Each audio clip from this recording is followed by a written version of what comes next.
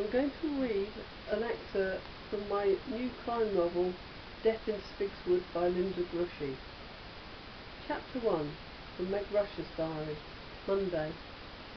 One man lay writhing and threshing, clutching at his leg, red pulsing between his fingers where I'd shot him. He subsided, hands futile against the wound.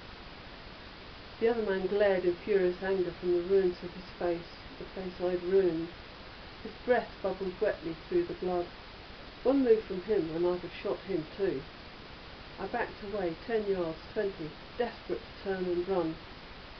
Bare trees and skies crowded round, shards of nightmare. The gun wavered with every raked-in snatch of breath. "Armed police, don't move." I sagged with relief. "No, don't turn round, don't move. Head down and look at the ground. You're surrounded by armed police. Put your hands up slowly." "Me?" I raised my hands, gun heavy in my fingers. "Keep your hands where we can see them.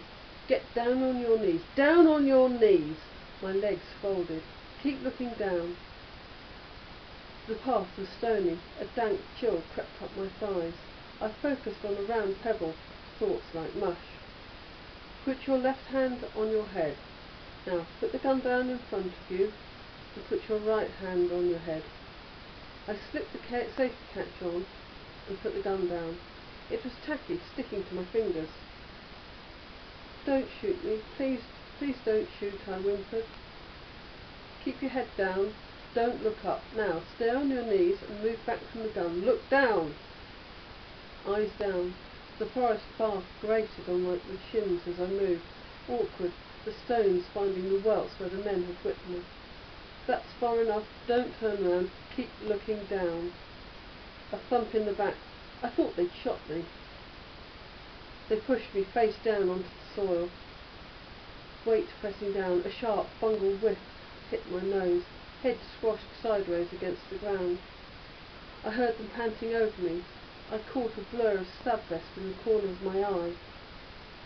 My arms were hauled back behind me with practised ease and handcuffed.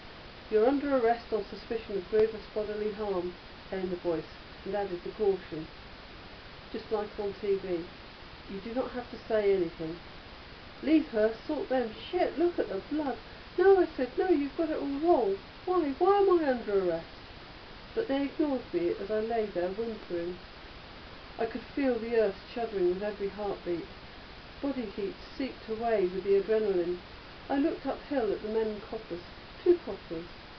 Only 2 unarmed English bobbies. Not armed police, just them. I could hear the coppers talking in brittle fragments as they helped the men. The man whose face I'd smashed sat up somehow, his damaged hands nursed in his lap. He was rocking to and fro, staring at his companion. I fell silent over the horror of what I'd done. The coppers were working on the second man's leg. It sounded as if they were trying to stop the bleeding. One said, "Shit, backup's ages away. I'm going down for the big first aid kit." He pounded past. I lay submissive. Pain biting me. A minute slid past. Then another. Blur of coppers' feet running back up to the men. Frenzy over the first aid kit. The shopman screamed. More coppers arrived. A policewoman staying with me. "I'm going to stitch you up now and search you." She put gloves on and helped me onto my bum. Pain swelled round like a swarm of bees. Please take the handcuffs off," I said. "I'm innocent. I'm the victim. I was just defending myself." My words were ignored as she fumbled over my arms and in my pockets. She froze with a gasp, hand immobile on my left police pocket. She slowly pulled out the second handgun, her face full of horrified accusation. She stood and placed it next to the other one. "It's not mine," I said. It sounded like a lie. "Look, I've got to tell you what happened. They're the bad guys, not me." "Have you any other weapons?" she asked, professional fingers probing my clothes. She removed the bum bag, found my keys and penknife. "I'm going to check that your handcuffs are okay. Where are you injured?" She found my hanky. I could feel a trail of snot oozing from one nostril. She must have sensed my need because she held the hanky to my nose, saying, "Blow," and looked faintly disgusted. My nose was sore. I didn't know why, but at least the snot had gone.